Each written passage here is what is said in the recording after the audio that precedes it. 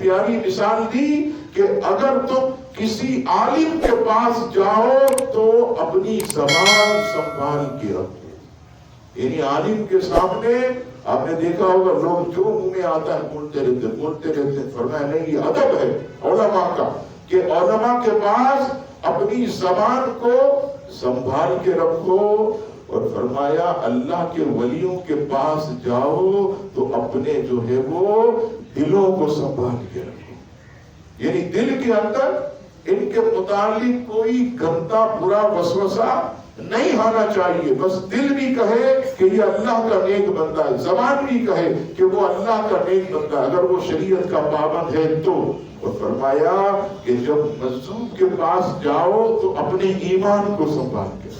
اور ہمارے علماء مظلوم کے پاس بیٹھنے سے منع فرماتے تھے کہ وہ کبھی کبھی ایسی حرکات حالت جذب میں کرتے کہ آدمی جو ہے اس کی سمجھ میں نہیں آتا اور معاذ اللہ جو ہے وہ ایمان سے خالی ہو کر وہاں اٹھتا ہے. تو مظلوم کے پاس بیٹھنے سے بھی علماء نے منع کیا کہ وہ حالت جذب میں کیا کرتا. اور آپ حیرت کریں گے کہ حضرت پیر سید کوثر بابا یہ جو میٹھا در میں جو ان کا مزار ہے، آپ کا جہاں مزار ہے جو یہ قبر انور ہے، اسی جگہ پر مصلی بچھا کر آپ حیرت کریں گے 40 دن تک نہ آپ کو کوئی کھانا بھیجتا نہ پانی بھیجتا، اندر بیٹھ کر مصلی پر آپ نوافل اور قرآن کی تلاوت ہی کیا.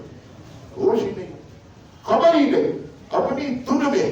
اور آپ عصر کے وقت کبھی کبھی بازار میں نکلتے اور آپ کی جو نگاہیں تھی، اللہ کی شان دیکھیے، لوگ کوشش کرتے کہ ہماری نگاہیں ان کی نگاہیں آپس میں مل جائیں. ہوتا یہ تھا کہ آپ کی مبارک نگاہوں میں اللہ نے ایسی جو ہے وہ روحانیت رکھی کہ اگر کسی کو آپ دیکھتے اور اس کی آنکھیں آپ کی آنکھوں سے مل جاتی تو اللہ تعالیٰ جو ہے اس کی بھی بگڑی بنا دیتی. اللہ تبارک و تعالیٰ اس پر بھی اپنے ولی کے ذریعے جو ہے وہ کرم فرما دیتا. تو آپ نکلتے تھے، لوگ کوشش کرتے کہ آنکھوں میں آنکھ حضرت جو ہے ان کی مل جائے اور بازار میں جاتے، یہ گو گلی کاغذی بازار میں، اور ایسے جو ہے پڑھ کے دم کیا کر. کسی نے کہا حضرت یہ کیا کر رہے ہیں؟ آپ فرماتے ہیں کہ یہ میرے پاس تو نہیں آتے فیض لینے، میں خود آ کر انہیں فائدہ پہنچا رہا، خود آ کر جو ہے انہیں. اور کہتے ہیں کہ جہاں جہاں حضرت دم کرتے وہ کام کرنے والے کہتے ہیں الحمدللہ اس دن اللہ تعالی ہمارے رزق میں خوب برکت عطا فرمائے. تو یہ کاملین کی بات ہے.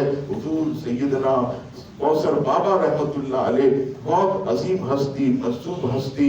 اس لیے ہمیں بھی جو ہے ان کے متعلق اگر کوئی بات کرے تو زبان کو عزیزان گرامی سنبھال کے رکھنا چاہیے تاکہ کسی بھی قسم کی جو ہے وہ بے ادبی نہ ہو. اللہ تبارک و تعالی حضرت پیر سید کوثر بابا کے درجات کو بلند فرمائے اور آپ کی اولاد کو بھی آپ کے نقش قدم پر چلتے ہوئے زندگی گزارنے کی توفیق عطا فرمائے. آمین. وما علینا الا البلاغ المبین. عزیزان گرامی